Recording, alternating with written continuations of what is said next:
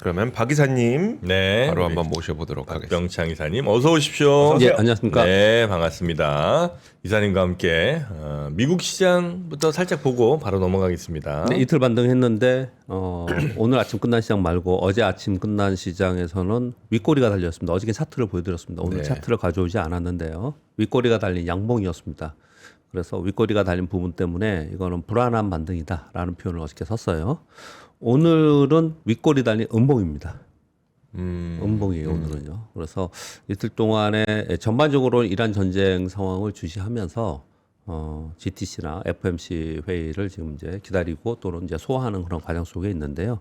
시장이 그것 때문에 이제 반도체 위주로 반등을 좀 하면서 전반적으로 반등을 좀 시도를 하고 있지만 굉장히 불안한 상황 속에 좀 있다. 유가도 보시면 어제 93달러까지 떨어졌다가 지금 WTI 기준으로 95달러까지 다시 올라왔어요. 네. 그래서 그런 부분들을 보면은 시장이 박스권에 이 차트를 안 가져오면 이 손으로 이렇게 얘기하니까 설명이 좀 그러네요. 맨날. 근데 매일 차트 보여드리기가 좀 그래서 네네네. 제가 왜 매일 차트 안 보여드리냐면요. 차트를 또 너무 이렇게 막 보여드리고 설명을 드리면 또 어떤 사람들은 저보고 차트만 가지고 얘기하는 차트시트라고 막 얘기하는 사람이 있어요. 제가 의도적으로 좀 월 금액만 좀 보여드리려고 하는데 그렇게 얘기를 좀 하고 있는데요.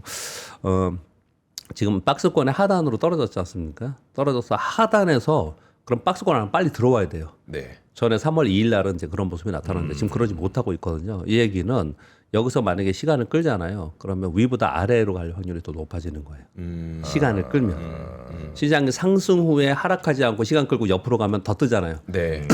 제가 하도 얘기하니까 아시겠죠? 종부터 보면. 네네네. 근데 지금은 이제 박스권 하단을 내려갔는데 붕괴인데 이게 빨리 못 올라오고 밑으로 있으면은 그러면은 조금만 충격에도 밑으로 갈 가능성이 높거든요. 그러니까 불안한 반등을 했다. 결론. 예, 그렇게 좀 설명을 좀 드리는 겁니다. 0.34 시작해서 고점이 0.8이었는데 종가가 S&P 500 기준 0.25%로 끝났으니까 윗꼬리 음봉인 거죠. 네, 그래서 6,716포인트고요. 점점 7,000포인트에서 조금 멀어지고 있는 상황이 좀 있습니다. 미국의 월가에서는 고점으로부터 10% 하락을 이제 대세 전환 가능성이 있다라고 생각을 해요. 그러니까 약세로 전환했다고 표현을 좀 하거든요. 네. 7,000에서 10%면 700포인트잖아요. 네. 그러니까 6,300입니다. 아직 뭐 충분히 여력이 있고 뭐 아주 막 떨어지는 그런 상황은 분명히 아닙니다. 그러나 시장이 좀 주저주저하고 있다. 시장의 심리를 생각해 보면 그렇게 볼 수가 있겠습니다. 유가는 조금 올라왔는데요. 달러인더스는 뭐 오히려 좀 내려갔고요. 국제 수익률도 오히려 좀 내려가고 그럼으로써 우리 원화도 여기 환율에서 1,485원까지 좀 내려갔습니다. 좀 다행스럽죠. 우리는 좀 많이 내려온 거예요. 1,501원에서 내려왔으니까 네. 좀 많이 내려오는 그런 상황이 돼서 조금 안정화됐다라고 볼 수가 있겠습니다. 금은 5,000달러에서 그냥 왔다 갔다 하고 있고요. 최근 들어서 비트코인 선물, 비트코인에서 오히려 올라가는 그런 모습을 좀 보여주고 있습니다. 마이크론 테크놀로지가 4.5% 올랐고요. 웨스턴 디지털이 9.6% 올랐고 샌디스크가 2.35% 올랐습니다. 그럼 샌디스크와 마이크론 테크놀로지는 역사적 신고가를 경신했겠죠. 그러면 우리 SK 하이닉스와 삼성전자도 그렇게 되지 않겠냐라는 기대 심리가 우리 시장에 이제 작용을 하고 있는 거고요. 그래서 뭐 마이크론이 먼저 올라가면은 그리고 이번에 실적 발표 있습니다. 마이크론 테크놀로지가. 그러면 요 영향으로 인해서 우리도 좀 더 올라가지 않을까. 그러니까 위로 업사이드가 더 있지 않을까라고 생각하고 반도체 투톱이 올라가면 지수는 또 올라갈 수 있겠죠. 네. 뭐 이런 흐름으로 지금 보고 있는 그런 상황이다라고 보시면 될 것 같습니다. 반면에 오라클이라든지 브로드컴이라든지 다르고 보면 그렇게 세지 않아요. 그러니까 이번 GTC의 가장 큰 수혜는 그냥 메모리다. 메모리 반도체다. 그렇게 보시면 좀 될 것 같고 그쪽이 올라가고 있는 상황이라고 생각하시면 될 것 같습니다. 네. 엔비디아가 어제 5% 가까이 상승하다가 다시 내려와서 2% 정도의 마무리가 됐죠. 오늘은 마이너스 0.69% 소폭 하락했습니다. 181달러예요. 엔비디아를 보면서 이해가 안 되신다는 분들이 되게 있어요. 엔비디아가요? 네, 엔비디아 주가 왜 이러냐. 네. 제가 맨날 박스권을 보여드리지 않습니까? 작년 8월부터 이 가격이고 그리고 뭐 엔비디아 뭐 어제 1조 달러 얘기하는 건 2027년 내년까지 1조 달러 얘기는 누적으로 얘기를 한 거고요. 누적이 그만큼의 이제 매출이 대기되어 있다라는 얘기를 하고 있는 거고 또 베라 루빈도 발표하고 또 엔비디아가 인프라 구축만이 아닌 향후에 제품 및 서비스를 할 수 있는 새로운 신규 사업, 뭐 로봇도 하고 자율주행도 하고 지금 자율주행을 하겠다라고 하면서 또 어제 발표도 좀 있었고 뭐 이런 내용들이 네. 좀 있었단 말이에요. 그럼에도 불구하고 주가가 더 못 올라가는 것에 대해서 뭐 많은 생각들을 좀 합니다. 근데 저는 뭐 그동안에 인프라 구축에 대해서만 얘기를 드렸는데요. 뭐 또다시 생각해 보니까 이런 부분도 한 말씀 더 드려야 될 것 같아서 이 얘기를 꺼냅니다. 엔비디아 인프라 구축, 엔비디아 실적 발표하면 데이터 센터 약이 옛날에 뭐 80% 이러다가 요즘 한 65% 됩니다.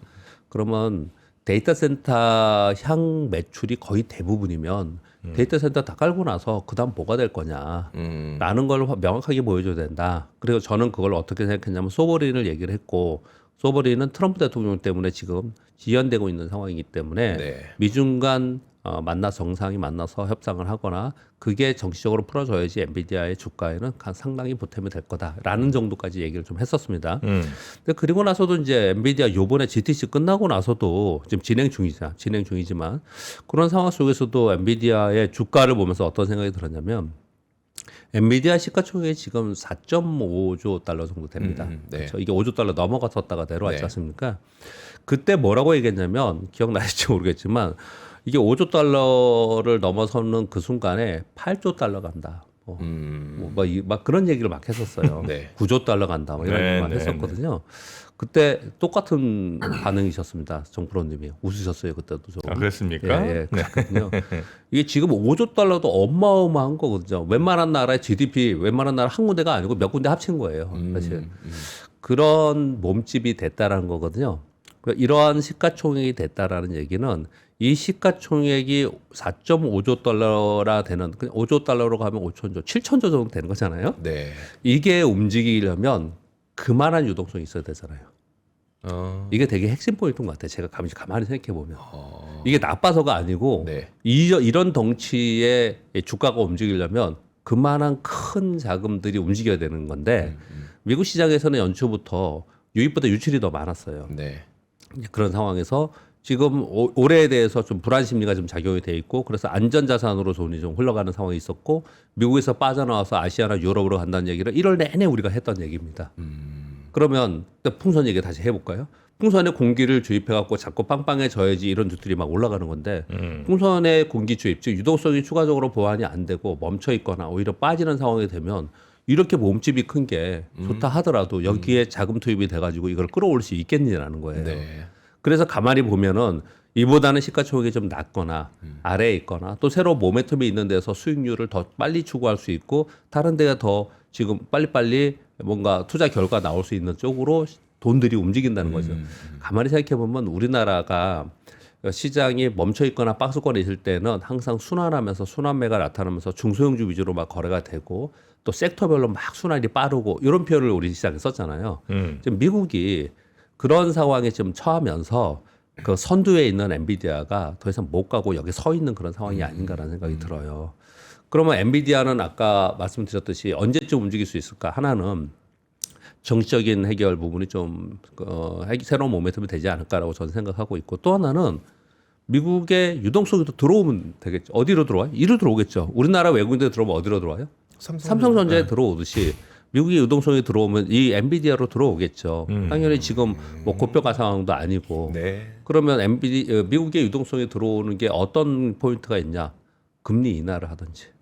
아니면 미국 시장에 다시 어떤 좋은 분위기가 생겨서 전 세계에 나가 있던 돈들이 다시 들어온다든지 이런 분위기가 형성이 돼야 되는 거거든요. 그러니까 엔비디아를 보시면서 되게 답답해 하시거나 또 가지고 계신 분들이 굉장히 궁금하실 것 같아가지고 네. 제가 보기에 여러 가지 이유들이 있지만 그런 영향이 상당히 있지 않을까라는 좀 부연 설명을 좀 드려봅니다. 그럴 것 같네요. 네, 미국 시장에 대해서는 그 정도 설명을 드리겠습니다. 그리고 어제 우리 시장이 코스피가 1.6% 상승했고 코스닥이 0.12% 최근 들어서 다시 이번 주에 들어서 최근이 아니고 이번 주에 들어서는 이제 코스피가 상대적으로 강한 모습을 보여주고 있습니다. 이건 삼성전자와 SK 하이닉스 때문에 그렇습니다. 어제 2.9% 상승 시작을 했고요. 이 두 종목이 상승하면서 강세를 이끌었습니다. 2시 30분 이후에 선물이 하락하면서 상승폭을 축소했고요. 코스닥은 플러스에서 마이너스로 전환했습니다. 네. 시가가 2.92%예요. 종가가 1.63%입니다. 그럼 어떤 모습이 나타났을까요? 음봉이 나타났겠죠. 네. 근데 거래가 늘어나면서 음봉은 아니었고요. 거래 대금은 감소하면서 최근 6일 동안 계속 6일 동안 감소해서 똑같은 거래 대금이 아니고요. 계속해서 점차 감소하고 있어요. 점차 감소하는 그런 모습을 좀 나타내고 있고요. 그래서 거래 감소하면서 조정을 좀 보이는 거라서 그렇게 큰 불편하거나 그런 부분은 분명히 아닙니다. 시장 자체로만요. 외부 빼고 매크로 빼고요. 그래서 관망하고 있지만 거래 대금을 제가 볼 때는 야, 이 시장은 다시 상승할 수 있어. 이런 기대감이 내포되어 있는 차트로 좀 보입니다. 그래요? 예, 흐름은. 네. 시장이 전반적으로 거래량이 감소하면서 좀 부담스러워하거나 우려의 심리가 분명히 존재하지만 그 우려 심리의 뒤편에는 네. 이거 다시 상승할 거야.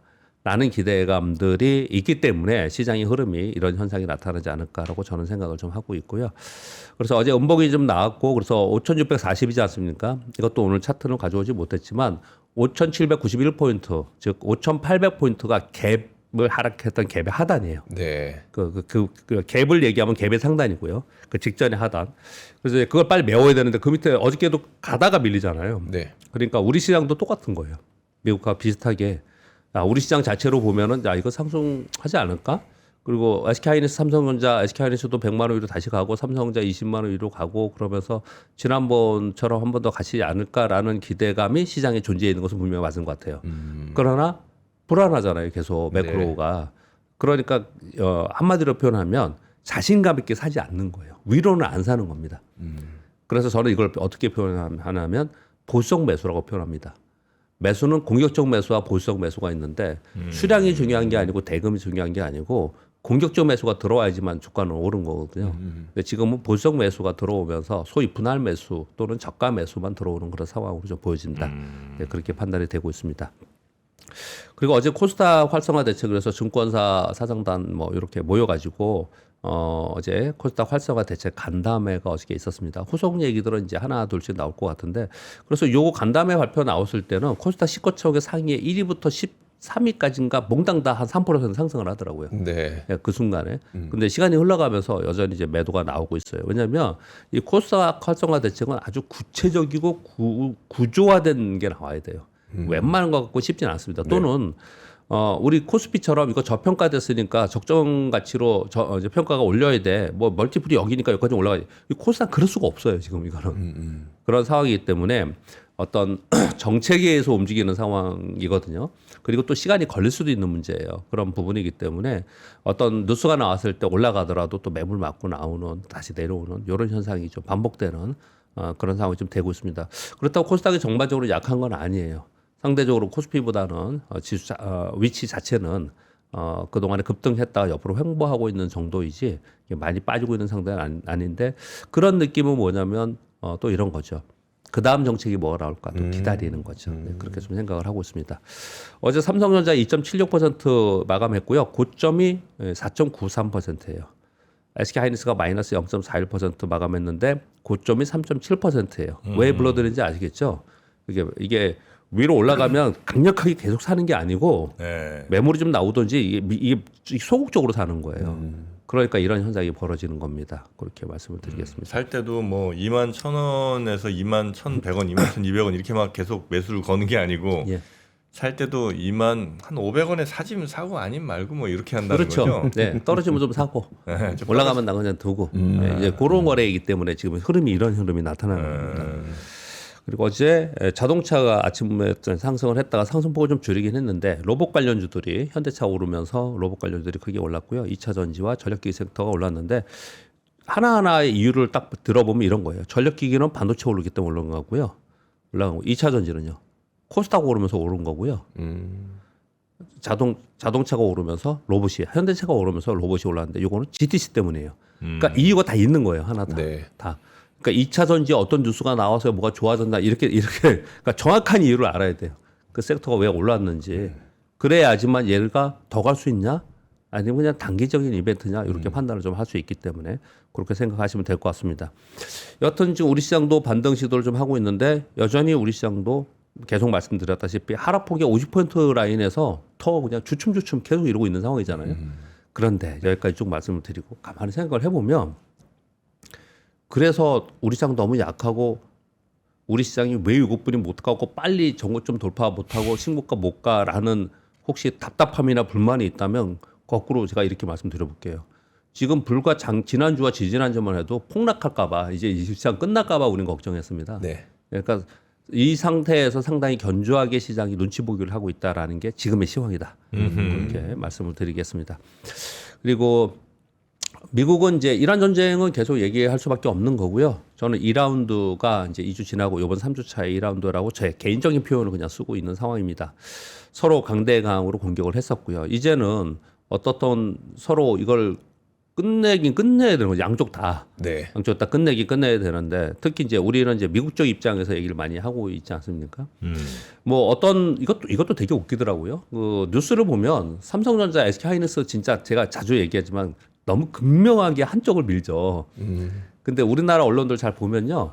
어느 쪽은 대부분은 미국 쪽 편에서 이 기사의 뉘앙스가 있어요. 네. 근데 이란 쪽의 뉘앙스도 되게 많이 있어요. 그래서 제가 보기에는 또 주의 깊게 좀 읽어야 되는 내용도 좀 있습니다, 사실이요. 근데 아무튼 전반적으로 볼 때 미국 쪽의 뉴스들이 우리나라는 당연히 더 많겠죠. 네. 그쪽 편의 뉴스가 훨씬 많겠죠. 근데 그런 상황 속에서 이런 얘기들을 좀 합니다. 온건파와 뭐 어떻든 또 정치적인 협상을 해야 되지 않겠냐, 그거나 아니면 새로운 이슈에 대해서도 좀 얘기 좀 하고 있는 것 같아요. 이거 뭔지 아시죠?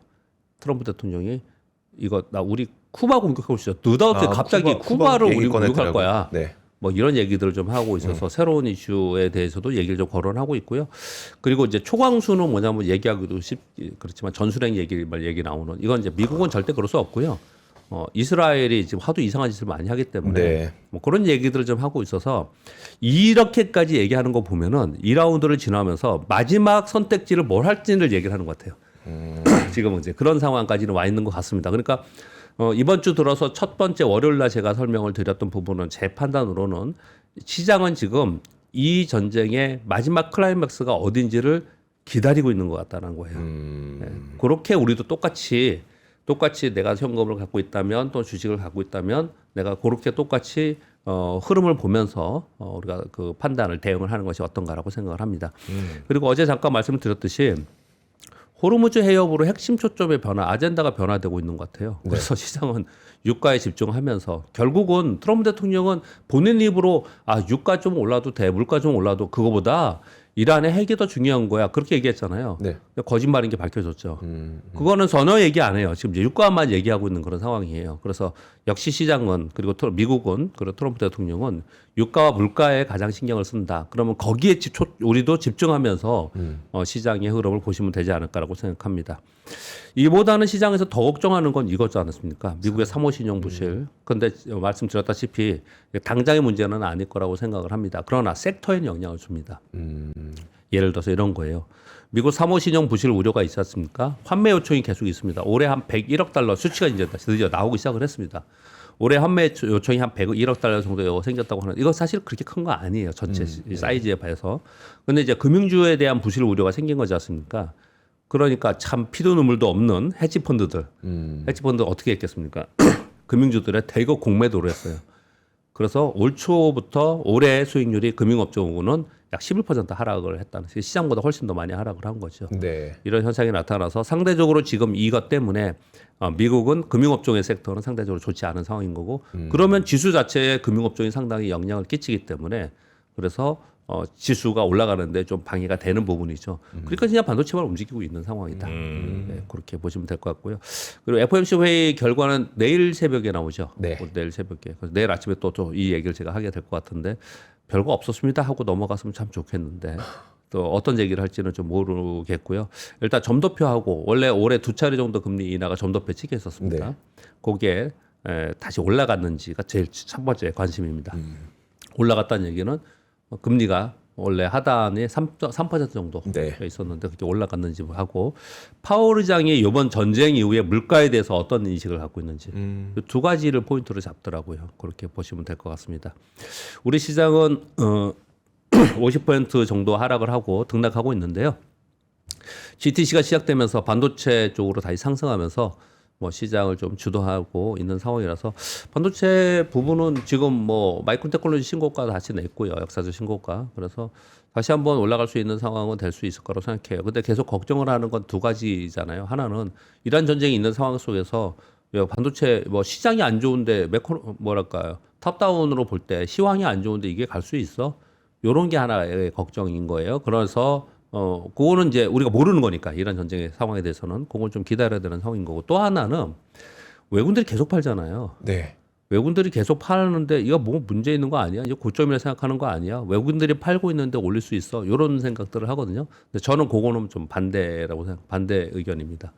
외국인들이 파는 것은 전체적인 아까 미국 시장 설명 들었듯이 위험 자산에 대한 매도 그리고 반도체에 대한 매도 이런 부분들 그리고 우리 시장에는 환율과 연계된 우리 시장 전체에 대한 매도 이런 부분들 때문에 당연히 우리 시장 들어오면 제일 많이 샀던 투톱을 많이 샀던 것처럼 우리 시장에 환율 플레이에 의한 위험 관리의 매도 이런 게 있었다면 반도체에 있었을 거라고 생각을 해요.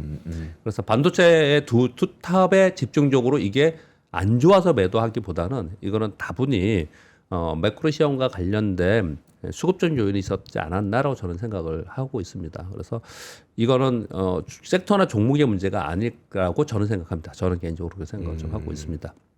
그래서 만약에 투자 심리가 회복되면 순환매가 다시 시작될 텐데 일단 대형주 먼저 움직일 거고요. 그리고 또 한 가지는 정부 정책에 연동한 섹터는 지속적으로 관심을 가져야 된다.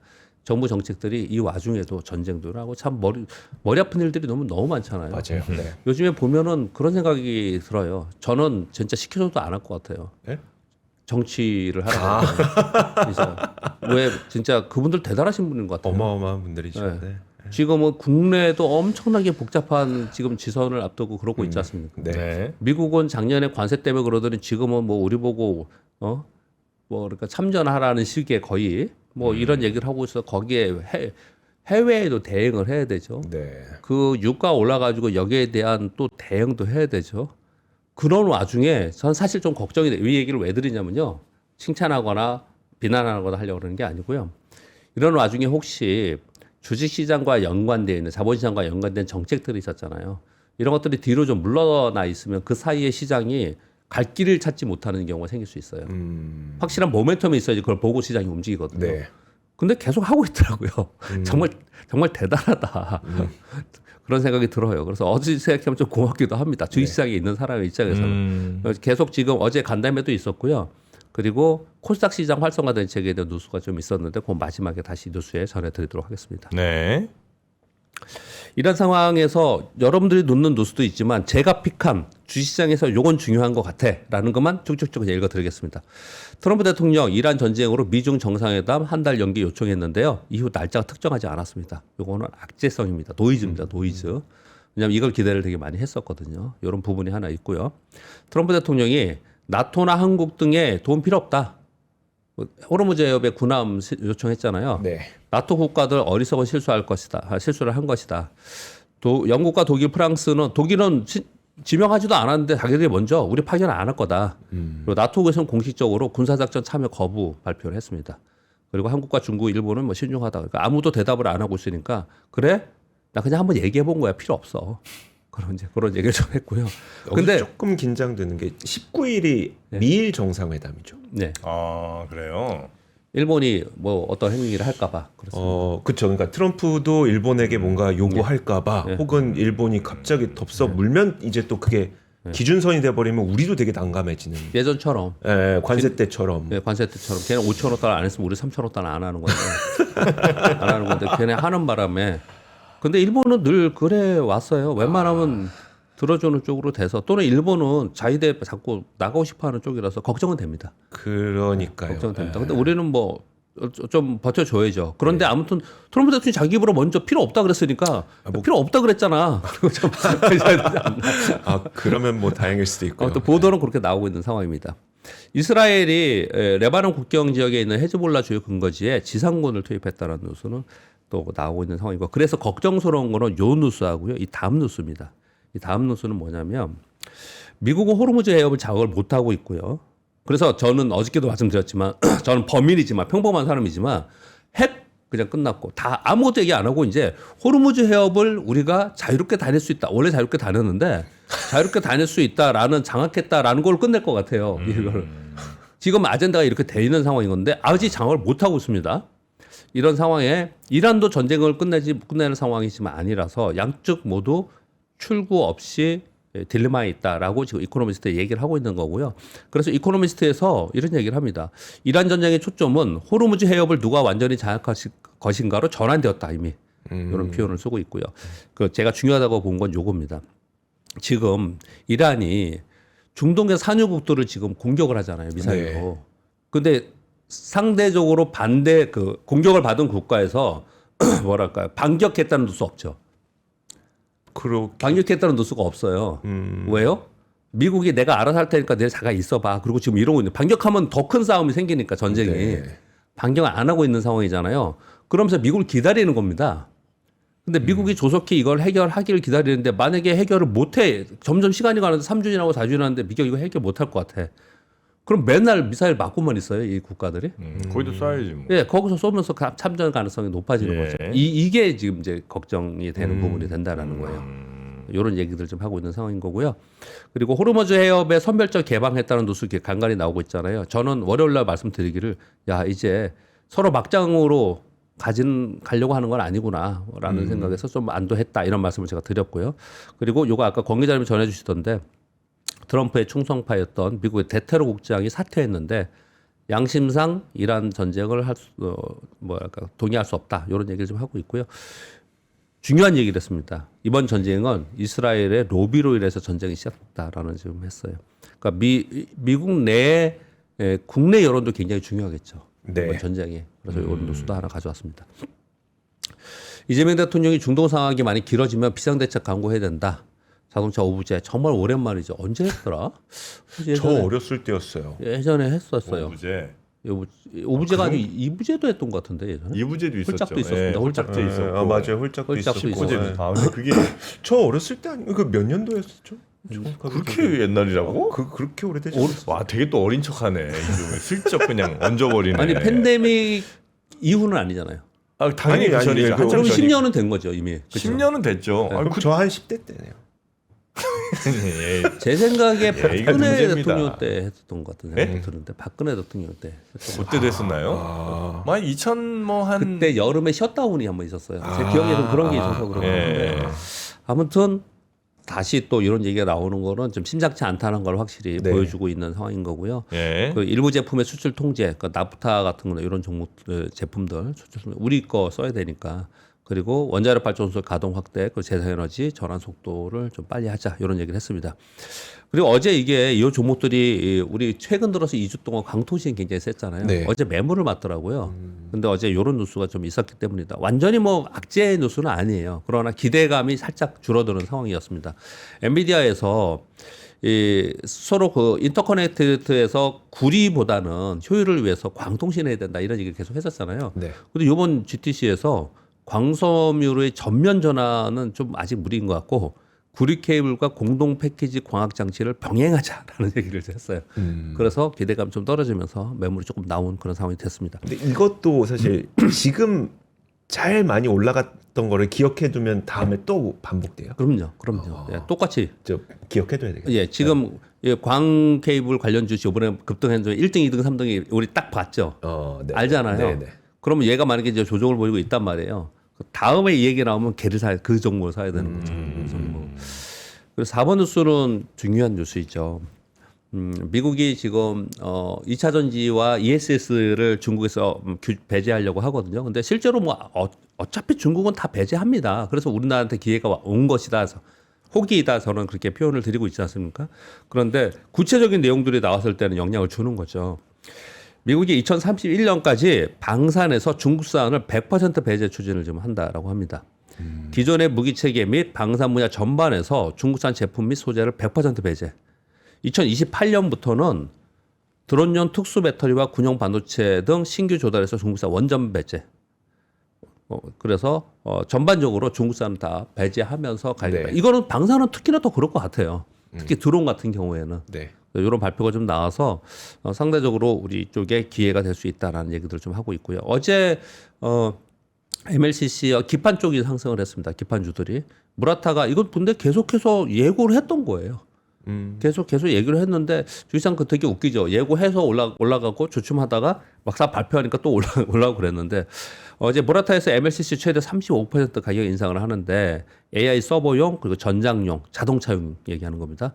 15에서 35% 인상한다라는 거예요. 이거 그러면 가격 인상하면 자동차 가격이 또 오르게 생겼어요. 그래서 저는 이게 유가의 문제가 아니고 지금의 분위기는 물가가 오를 수밖에 없는 상황으로 계속 전 세계가 흘러가고 있어요. 그래서 연준이 금리 인하를 쉽게 못하지 않을까 싶어요. 네. 이 부분이 올해 하반기에는 상당히 이슈가 될 것 같고 저는 그래서 올해 봐서 정강후약으로 본다라는 게 올해 시황이었는데 중간에 또 바꿀 수 있겠죠. 네. 그렇게 얘기했다고 나는 계속 밀고 가? 그럼 바보죠.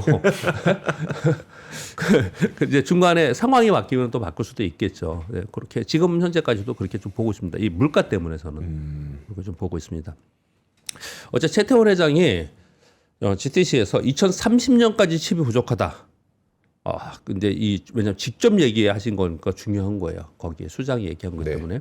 웨이퍼 생산 능력을 늘리려면 최소한 4~5년이 걸리고 그 때문에 2030년까지 공급 부족이 20% 이상 지속될 것이다. 아주 구체적으로 좀 해놨어요. 이거 아마도 얼마 생산할 수 있고 수요는 얼마인지를 명확하게 알 거 아닙니까? 네. 이분은. 그러니까 가장 정확한 거예요. 사실 따지고 보면은. 그러면서 근데 이게 뭐가 나올지가 궁금해요. 가격 안정화. 담당 광로정 CEO가 곧 가격 안정화 방안을 발표할 것이었는데 어떻게 한다는 거지? 가격 안정화 발표를? 그러니까요. 뭐 증설을 한다라는 게 우리가 생각해 볼 수 있는 거고 네. 또는 증설이 아니면 가격에 뭐 이렇게 공급하고 공급 계약 맺고 가격을 맺을 때 어떤 방안이 있나? 뭐 아무튼 뭔지 모르겠어요. 이게 되게 궁금해요. 네. 가격 안정화 방안을 좀 내놓고 다 얘기를 하고 있고요. 그리고 해외 생산 시설을 다른 쪽으로 할까 봐 걱정을 많이 했잖아요. 근데 어디에 생산하도록 시간이 많이 걸린다. 여러 가지 여건이 갖춰져 있는 한국에서 하는 게 가장 빠르게 대응할 수 있기 때문에 우리 지금 딴 데 갈 여력이 없다. 그리고 어제 잔스랑 CEO도 대만에 있는 TSMC나 이런 시설을 미국으로 가는 거 시간이 너무 많이 걸리고 너무 이거 비효율적이다 이런 얘기도 좀 했어요. 이건 역시도 트럼프 대통령이 하던 게 좀 멈춰지는 상황이에요. 그러네요. 네. 가만히 잘 보면은 이번 전쟁을 마무리 잘 못하면 트럼프 대통령은 한 게 없어요. 관세도 대법원에서 맡겼고, 네, 그렇지 않습니까? 네. 그래서 올해는 연초부터 설명드리고 있는 것은 올해 가장 리스크는 트럼프 대통령의 정책일 가능성이 높다고 제가 계속 말씀드리는 겁니다. 뭔가 또 새로운 걸 하겠죠. 네. 돌파구를 찾겠어. 네. 이런 말씀을 드리겠고요. AMD의 리사수 회장이 우리나라 처음 온 겁니다. 그래서 오늘이죠, 이거. 오늘 주총하는 걸로 알고 있는데 오늘 날짜는 정확하게 모르겠다. 오늘로 제가 알고 있는데 수원 캠퍼스에서 열리는 주주총회에 방문을 먼저 해서 거기서 임원진들과 만나서 평택 캠퍼스로 간다 이런 얘기를 하고 있고요. 그래서 메모리를 넘어서서 파운드리 협력 확대가 이번에 좀 되지 않을까 이런 기대를 좀 하고 있는 상황입니다. 그런 가운데 삼성전자에서 이제 GTC에서 발표한 내용입니다. 올해 HBM 생산을 전년비 3배 이상으로 확대하고 그중 절반은 HBM4에 배정한다는 거예요. 네. 이 의미는 뭘까요? 디램 가격은 안 빠진다는 얘기예요.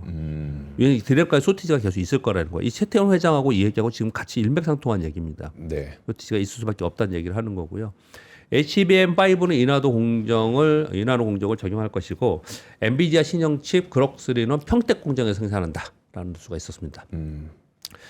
자, 8, 9, 10번은 우리 국내의 정책 관련된 그런 뉴스들입니다. 그걸 좀 차분히 말씀드리겠습니다. 연기금에서 이 국민연금을 얘기하는 게 아니에요. 국민연금을 제외한 주요 연기금들이 있어요. 사학연금, 군인공제, 이 연기금, 이거 다 연기금들입니다. 이 연기금들이 BM에 코스피만 적용하고 코스닥은 적용을 하지 않았는데 요번에 적용하기로 결정했습니다. 이거 되게 많이 기대했던 거거든요. 근데 이제 어느 정도 할 거냐 해서 5에서 10% 정도로 혼합해서 그러니까 코스피 90%, 코스닥 네. 10% 혼합해서 적용을 하지 않을까 그렇게 생각을 지금 발표를 하고 있고요. 기금 운용 수익률과 시장 여건 등을 고려해서 코스닥 투자가 확대가 될 것이고 이제 그럼 뭐가 중요할까요? 10%는 코스닥에서 나오는 거니까 위탁 운용사들의 중소형주 투자 역량 그러니까 맨파워가 굉장히 중요해지는 그런 상황이 좀 됐습니다. 그리고 이거 왜냐하면 이들은 직접 투자 안 해요. 다 위탁 운영사에 맡기거든요. 그래서 이 규모가 5% 10%라고 그러지만 이게 작은 게 아니에요. 몇백 조. 예, 연기금이 전체이기 때문에 네. 어마어마한 겁니다. 거기서 10% 이런 게 코스닥에 들어올 만한 수급적 요인이 지금 생긴 거예요. 그래서 아까 제가 우리 시장은 지금 정책을 보자고 해서 말씀을 드리는 거거든요.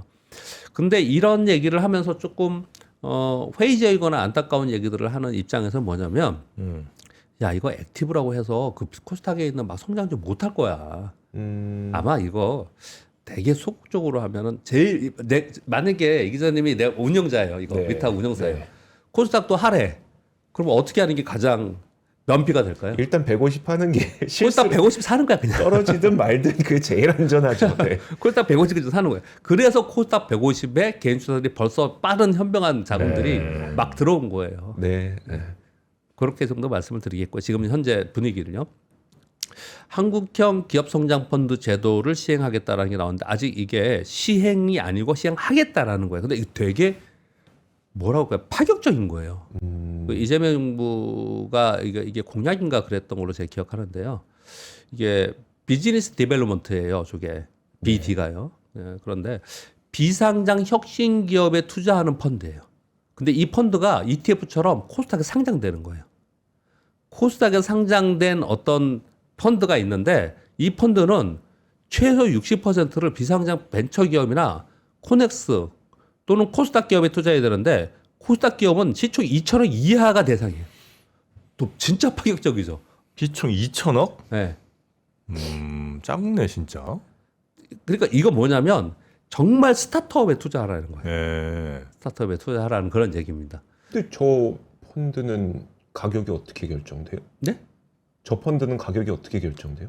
어떤 펀드가? 왜냐면 비상장 사면 가격이 네. 변동이 없잖아요. 그렇죠. 그러니까 여기 써놓은 거예요. 거래소의 시스템 정비 및 상장사 운영 규정, 세제 혜택, 운영사들의 시장 확인이 앞으로 필요합니다.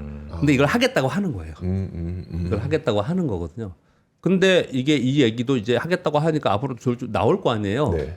그러면 영향력이 확실히 있겠죠. 어디요? 코넥스 시장에 있는 것들 또는 코스닥의 시가총액 2천억 아래에 있는데 얘는 분명히 기술력이 있고 괜찮은데 얘는 시장에서 소외되었거나 아니면 매수세가 없어서 못 올라가고 있어. 이런 애들이 움직이기 시작을 하겠죠. 이런 뉴스가 생기면 생길수록. 네. 네, 그런 게 하나가 있고요.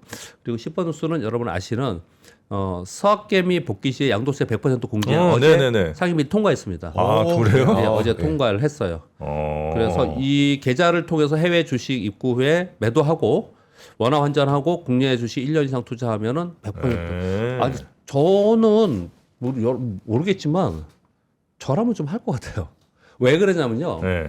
엔비디아나 샌디스크나 우리 계열 서학개미들이 많이 샀던 주식들 수익이 엄청났어요. 진짜 많이 났어요. 네. 그래서 예를 들어서 뭐 5억 투자했는데 5억 나시고 10억 나신 분들 많거든요. 그러면 5억 났는데 5억에 이거 22%는 그렇죠. 1억 네, 세금을 내야 맞아요, 되는데 맞아요. 1억을 연수해 준다는 거예요. 연수해 여기다 넣어놓고 그 중에서 여기서 한 1년만 투자를 하면 연수해 준다는 건데 충분히 요인이 좀 될 수 있을 거라고 생각하거든요. 또는 다 오지 않더라 하더라도 우리 그 한동안 뭐라고 표현했냐면 그 20대 젊은 층이 해외 투자를 되게 많이 했고요. 대학생들이 많이 했고 또는 굉장히 큰 돈 있는 사람들이 우리나라의 변동성을 실어서 미국의 안전자산으로 가자 그래가지고 우리나라에 이거 실전입니다. 우리나라에 내가 10억이 있다 그러면 우리나라 1억이나 2억하고 나머지 8억은 미국이 했어요. 많은 사람들이 그렇게 했습니다. 네. 그래서 상당히 큰 돈이 미국에 나가 있습니다. 그래서 아마 수익도 꽤 클 거예요. 네. 그렇다면 그 세금도 굉장히 클 거거든요. 그래서 유인은 분명히 될 것 같아서 그 중에 일부가 아마도 들어올 가능성은 좀 있지 않을까라고 생각해요. 이거는 환율의 영향 때문에 이런 부분도 좀 하는 것 같고요. 이거 가지고 그럼 우리는 국내 투자한 사람들은 뭐냐 이런 얘기를 지난번에 하시는 것 같은데 지금은 그런 거 따질 그런 계획은 아니고요. 지금 환율을 안정시켜야 되고 그리고 유가도 이부제하면 잘 지켜야 되고 네. 그냥 왜 나한테 조금이라도 피해 주면은 나는 안 돼. 그러지 마시자고요. 지금 이런 상황에서는 좀 어쩔 때는 내가 손해 보고 어쩔 때는 내가 혜택 보고 좀 그러는 거니 그런 얘기 좀 안 했으면 좋겠다는 생각이 그냥 살짝 들었고요. 네. 대신 이 모든 게 결국 이제 다가 좀 더 여러 사람들, 더 많은 사람들의 이익으로 좀 돌아올 수 있는 방향이라면 그렇죠. 같이 좀 협조를 하는 게 예. 네, 좋겠다는 말씀. 그래서 환율이 만약에 하향 안정화되면 환율 하향 안정의 가장 수혜인 데가 어디냐? 그럼 이제 그런 쪽에서 좀 더 투자를 좀 해야 될 거 같고 네. 그런 것도 조율을 잘 해야겠죠. 네. 그런 생각이 듭니다. 자, 우리 박병창 이사님 항상 저 우리 듣는 분들께서 시간이 너무 부족하다는 말씀도 많이 하시고 네. 더 설명해 주실 게 많은데 오늘도 뭐 차트 얘기 잘 못하시고 뭐 이런 것들이 늘 아쉬움으로 갈증으로 남기도 하는데 그래서 우리 박병창 이사님 그리고 또 이선엽 네. 네, 이사님이라든지 대표님. 네. 또 그 차영주 마스터 네. 뭐 이런 분들의 이야기를 조금 더 체계적으로 길게 들을 수 있는 시간이 또 있죠. 그렇죠. 네, 그렇게 저희 지금 영상 설명 아래에 지금 나가고 있는데 네, 진짜 투자 시그널 뭐 이런 것들 한번 보시면 정말 좀 도움이 많이 되시지 않을까 하는 생각을 해보게 됩니다. 자, 우리 이사님은 오늘은 여기서 인사드리고요. 네. 내일 다시 뵙도록 하겠습니다. 네, 감사합니다. 네, 고맙습니다. 네. 자, 그럼 이제 저희 인사드리고 이제 저는 또 오픈장 오늘 어느 더블 정도 밸류업으로 가셔야죠. 더블 밸류. 네. 어느 정도인가 한번 살짝 보니까 시총 상위 종목들 한 3% 가까이 상승하는 분위기입니다. 그래요? 네. 오, 좋습니다. 좋습니다. 네. 워낙 또 악재들이 좀 터진 것 같아서 네. 걱정을 좀 했는데 그래도 삼전 하이닉스 현대차 엔솔까지 SK 스퀘어까지 네. 시총 상위 5등까지 다 한 3% 내외로 상승하는 것 같으니까 오늘은 조금 더 마음 편히 시장을 볼 수가 있겠네요. 네. 자, 여러분들 오늘 하루 잘 보내시고요. 저는 내일 오겠습니다. 정프로님과 함께 더블 밸류업 장전 시황 잘 살펴보시고 오늘 네. 준비 잘 하셨으면 좋겠습니다. 그러실래요? 네. 저는 꼭 하나 물어보고 싶은 게 있었는데 뭐가 있을까요? ASK 에스크 물어보아라. 네, 물어봐야죠. 하나자산운용 거 말씀하시는 거죠? 그렇죠. 네. A가 에어로스페이스, S가 실버, K가 코스피. 코스피입니다. 네. 네. 이게 3월 31일 오후 6시에 하나자산운용 원큐 ETF와 함께 투자 전략을 한번 확인해 보는 시간이 될 텐데 이 네. 오프라인 세미나 3월 30일까지 신청 받으니까 혹시 되시는 분들은 화요일 저녁 6시면 뭐 일 마치고 오시기에 네. 뭐 충분한 시간들 아닐까 싶습니다. 네, 그때 꼭 참석하셔서 우주항공 그리고 원자재, 네. 그리고 우리 시장, 코스피 이렇게 한번 읽는 투자 전략 꼭 한번 참석해 보시기 바라겠습니다. 네. 자, 신청하셔야지 되는 거니까요. 3월 네. 30일까지 이번 달 말까지 신청하시고 31일 화요일에 꼭 참석하시길 바라겠습니다. 자, 저는 인사드리겠습니다. 네. 내일 뵙겠습니다. 고맙습니다. 고맙습니다.